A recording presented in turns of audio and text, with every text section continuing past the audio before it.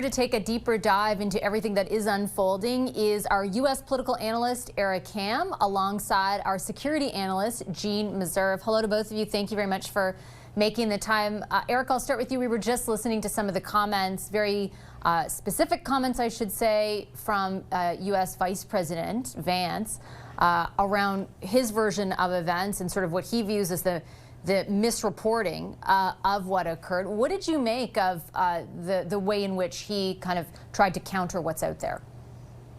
Well, I think what we're seeing here is the tone and tenor still coming out of the administration is an us versus them mentality. And right now, what's happening on the ground, and more importantly, the video that everyone is seeing is shaping narratives in a far more impactful way than what we're seeing from the administration. Add to that also the fact that now Congress is getting more involved in speaking out on these issues. And now we're beginning to see Republicans move away from the president on other salient issues. Makes clear that right now they're deeply concerned about what they're seeing, particularly from this administration, as to how it is engaging with its citizens.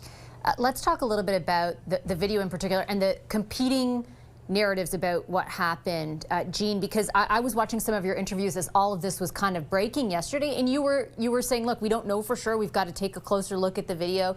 But what's interesting is 24 hours later, you've got these still two very different versions of events. Either it was self-defense or something completely different. Self-defense is the argument from the White House, and the state level and local level law enforcement are saying the opposite. How do you try and navigate that? What does the video tell you?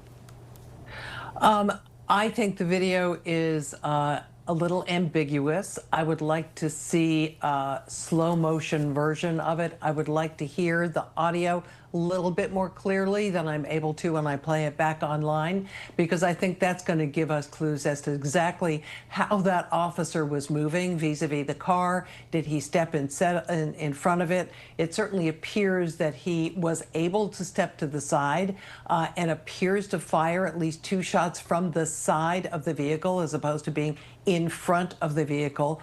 All of that would seem to support the narrative that you're hearing from state and local officials, which was that this was unjustified and unnecessary. But the FBI is doing an investigation. We hope that it will be fair and impartial. State officials are concerned because there was a Minnesota law enforcement agency that was supposed to be involved in the investigation. Reports from Minnesota are that they have now been pushed to the side, and the FBI will be handling this exclusively. Yeah, even there, if I could follow up with you on that point, because even there you've got, exactly as you said, right? In Minnesota, they're saying we're being blocked from taking part in this investigation, and then Kristi Noem saying we're not blocking them. This is exclusively FBI jurisdiction. Can you wade through that for us, if you don't mind? I don't know the legal niceties, to be perfectly fair. It would seem to me, however, that in the interest of true transparency, and if you wanted to truly resolve the conflict around this issue, that you would welcome the participation of the local and state authorities as well as the FBI. As you well know, there have been many questions about the FBI under the leadership of Kash Patel, and whether in fact it is still an unbiased and uninfluenced law enforcement organization, or if it is something else. A lot of questions as well, Eric, to Secretary Noem about whether or not, and the Vice President, about whether or not the severity of this, the reaction to it, the possibility of all these more protests would mean a retreat of ICE, for example, or a retreat of federal agents in the area. And her answer was essentially, emphatically, no. If anything, there will be a doubling down of the representation of ICE and federal law enforcement in that area and in other areas that they view as, so-called trouble spots when it comes to immigration. What does that say to you? Well, that's typical for the administration, that even when there is a crisis and it's a crisis that perhaps looks as though it's detrimental to the ICE agents on the ground, we never see a retreat from those agents or even from the administration, or even a way of somehow trying to tamp down on the tensions. What we see is a continuation of those policies, of the aggression by the administration, and of course a continuation of fanning the flames. Where this also, I think, becomes deeply problematic is when you look at the actual policy of the DHS when it comes to issues like this regarding moving vehicles.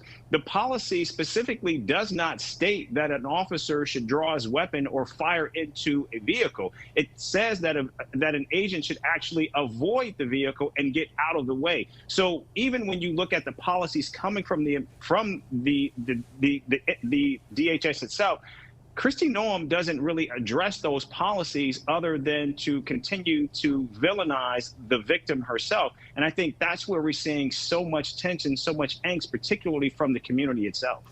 On that same question, Gene, of sort of the broader presence of ICE, both in Minnesota but elsewhere, and federal agents, I know that there have been a number, for example, of the National Guard, and I believe if you are still in Washington, I know you were in Washington yesterday.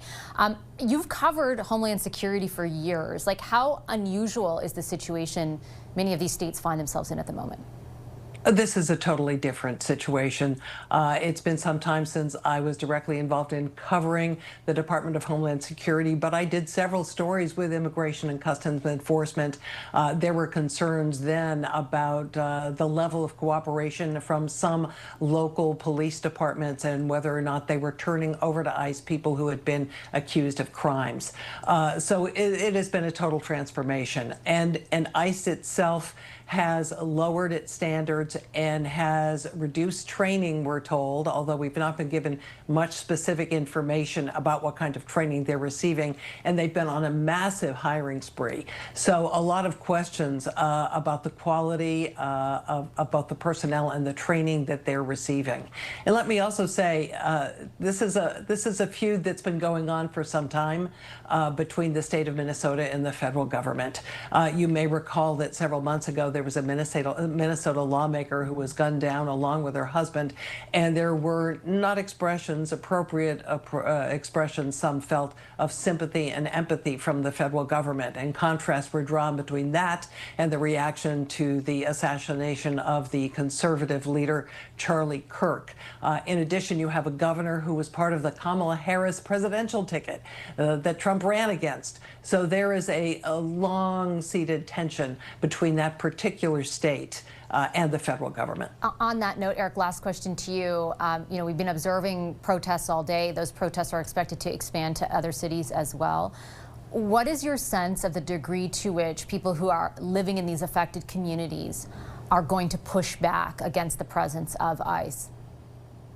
Well, I think we're going to see more, not less, of these demonstrations. In fact, if you look at the recently inaugurated mayor of New York, Zohran Mamdani, he came out very strong against these ICE agents, and we don't see them to the level in New York that we are in other places, particularly like Chicago or maybe Los Angeles. But I think what you're now beginning to see is this massive groundswell, not only from people in their respective communities, but also from local leaders who are continuing to push back. And that's now beginning to resonate in Congress, where now you're actually seeing the unthinkable, where you have members who are talking about actually curtailing or curbing the budgets of many of these agencies as a result of what they're seeing on the streets in these cities. Okay, I'm going to leave it on that note. I appreciate both of you making the time for your analysis this evening. Thank you so much. Gene Meserve and Eric Ham.